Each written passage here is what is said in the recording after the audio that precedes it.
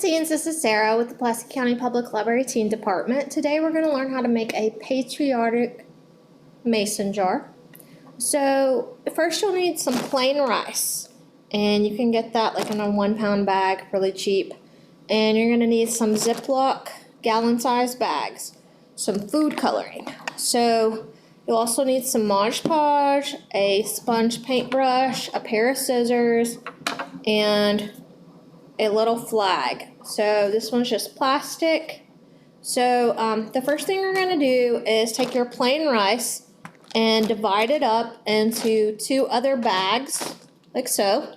Then you're going to use red and blue food coloring, and you're going to just put some of that in the gallon bag with the rice, and then just kind of move it around, shake it up really good, and then let it dry really good.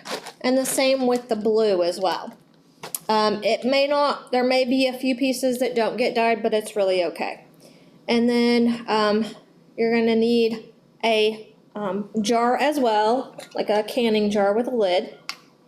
So the first thing you're going to do is take your flag and remove it, just peel it off the little plastic stick, and then there's going to be some of the flag piece that you want to cut off with scissors so that all you have is the actual flag.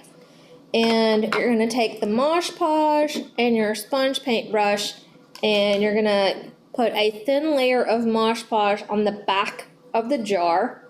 So if I turn around, on the inside of the back of the jar. And then you're going to take your piece of flag that you had cut and put that against the inside of the jar. And then you are going to let that dry really well. Then you'll take your white, red, and blue rice, and you're just gonna mix a little bit at a time and then shake it up really good, or you can put it in layers, red, white, and blue. I wanted mine mixed up.